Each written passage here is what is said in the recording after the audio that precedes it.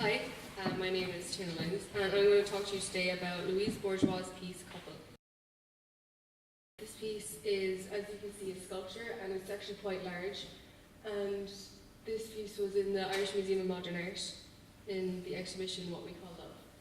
And it was made in 2003 out of fabric, wire, marble, in an aluminium stand with a glass case. The theme of this is love. I got that from the fact that it was with the exhibition What We Call Love, and the main thing that shows me this is the two figures you can see in the middle, which I think represent two people in love. When I first saw this piece, I was intrigued as to what it could possibly mean, because I know there's a lot of things you could take from it, but what I got a bit from my first glance was it's just about two people who just love each other. All they care about is each other. They're in their own universe. Everything else just seems oblivious to them, and the world is going on around them, and they don't even take their eyes off each other. And I thought that the general vibe of this piece was that they're in love. But then when I started to look more at it, I could feel that it could also be that they're trapped. After all, they are in a glass box and they're stitched together, and it's almost like there's no escape for them.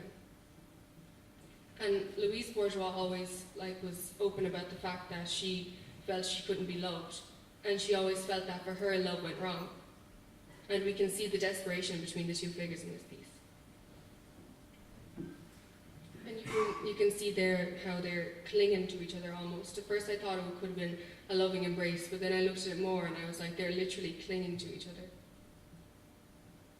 The materials for Louise Bourgeois were always really important. She didn't just choose them because she thought they looked nice or she thought it would go with it. If anything, she liked to do the opposite. She liked to change it up, and she liked to use things that really do have a deep meaning behind them. Like, for example, when she used fabric, even the flesh tones and everything gave the two figures in the middle the sense that they were naked and vulnerable and soft. But then she chose to contrast that with materials such as wire and marble. And even the colour of marble for Louise was really important. She always said the blue was her colour. She felt like it related to things such as the sky and being free, and that's almost kind of sarcastic in this piece because they're not free. If anything, they're trapped by all these marbles. And then the use of aluminium was really interesting because I typically wouldn't think of that with something I'd associate with love. When I think of that, I think of a table in a morgue or things you keep surgical items on. I wouldn't think of it as this lovely, warm, cozy environment.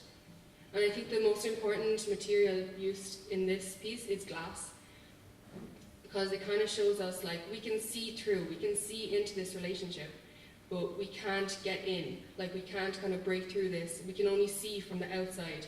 And I think that says a lot about her view of relationships. The emotions that you can see in this piece when you first look at it are emotions such as happiness, love, lust, and hope. But then there's a darker side to this piece where you can see fear, desperation, vulnerability, and also sadness. Similarities I found in modern day was, in particular, this ad it was actually an ad for sunglasses, and I think everything about this, even the general storyline, is really similar. First glance, you can see the two figures in the middle. They're completely involved in each other. Everything going on around them, you wouldn't think this would be a typical scene for a romantic outburst, but to them it's the perfect time. They're still in this piece, but everything around them is constantly changing and it's chaotic, but they only care about each other. And then everything around them, even the colours in this piece are similar. The two figures in the middle have that same colour, which shows us vulnerability, and they're open basically. And then everything, all the blues and the greys around them. In this case, I think blue suggests they're the police, so it's kind of security and authority, and then even the background is the aluminium table. She was born in Paris, and she was named after her father Louis, who actually wanted a son. And her work was really influenced by all the traumatic events in her childhood, which was particularly when her father cheated on her mother. And she used art as a way to cope with all these difficult things in her life.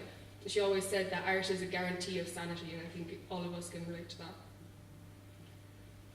Her family had a villa and a workshop in the countryside that they would restore antique tapestries, and she would always help her mother with the sewing, and she even said that she used to sketch in the pieces of the tapestries that would need to be repaired, even from when she was really young. So it always was part of her life to be artistic and to want to mend things, and her mother Josephine were really close. They were practically best friends. As a teenager, she attended the elite Lycée Fenelon in Paris, and her tutor, who was also her nanny for 10 years, who was living in her house, was the woman who had an affair with her father.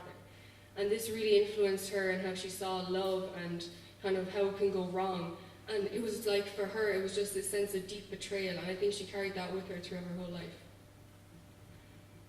Eventually, she wasn't studying art all the time. It was always like a real passion for her, but she was studying maths and philosophy at the Sorbonne. And when her mother died, she just decided that she'd give up maths and philosophy, even though she was so talented at that. She just decided to follow her heart and go with art. And eventually she progressed and started to make her own exhibitions, where she met her husband, who was an art historian, Robert Goldwater. And I think this was kind of where the cycle broke for her, where she thought love went wrong, because they were practically the perfect match. Like, for him, he was one of the first art historians to start studying like surrealist art and modern art, and like back in them days, he was like, no one believed that modern art was worthy to be studied as an art form. And I think that's kind of the perfect match, because she liked to do things people didn't approve of either. And this was her around the time that she made the sculpture. And she liked to challenge the typical way of doing things by using like weird materials and weird shapes, and that was really important for her. She would, for example, use rough or hard materials you'd associate with a man or masculine form to make soft forms you'd associate with a feminine form. And she died in 2010, aged 98. And a thing that makes her stand out the most as an artist was how much she'd done for the feminist art movement. She always felt really strongly about that, even though she did always say that art came first for her and being a feminist came second. She usually would center her art upon things that happened in the past. So all of her art kind of has like a low-key memory from her childhood that she would always carry with her. And she created so many prints and installations I tried to find out, but it's literally countless. Goal in life was to make women be able to talk about themselves and to be able to express themselves in a way that they wouldn't get judged, or they wouldn't be told you can't do that, because she was probably told a lot of times that like, you can't bring that into my gallery, that's ridiculous, or you can't make that painting, no one will like it. But I think she liked to rebel against things like that, and she liked to show them like, well actually I can do what I want, like I can bring this sculpture in here because it is art and no one gets to decide what art is. And she was a socialist and a feminist, and she joined the Fight Censorship group, which was kind of saying like, I'm a woman and I can paint whatever I want, and I'm a woman and I can make whatever sculptures I want. And she did actually a lot of pieces that were against the Fight Censorship, or with Fight Censorship, such as Filette, which you could see here. One of her most famous pieces is Maman. It's a big, huge spider. And now when I say massive, it's probably the height of this room, and it's been moved around a lot. It's made out of bronze, and she always said it was about her mother. And I think that was really important about her, and kind of a key fact was she didn't like to, like artists such as like Jack B. Yeats and stuff, they were never open about what their pieces meant. They liked to kind of like, okay, you can see it, you can make what you want of it. But she'd always say, this is my piece and this is what it's about. And the spider for her, she had a lot of times, and she said it was always a symbol of her mother. And a quote from her is, "The spider is an ode to my mother. She was my best friend. Like a spider, my mother was a weaver. Like spiders, my mother was very clever. Spiders are friendly presences that eat mosquitoes. We know that mosquitoes spread disease and are therefore unwanted. So spiders are helpful and protective, just like my mother."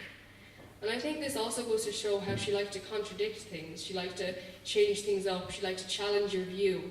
Like usually when we think of spiders, we think of like these disgusting creatures, well, most of us. And we wouldn't associate that with our mother, like someone who would mind us. We think like, okay, that's disgusting.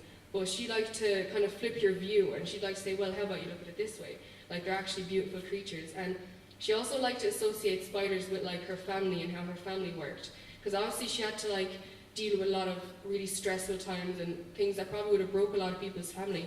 But she liked to say like, when you broke a spider's web, the spider wouldn't get angry. She'd come out and she'd mend it and she'd move on. And I think that really explains a lot about her and how she felt. And one of the most famous quotes from her is, "Expose a contradiction, that's all you need." And I think that really just gets everything about her personality into one line, because that's basically what she did for her whole life. Thanks for listening.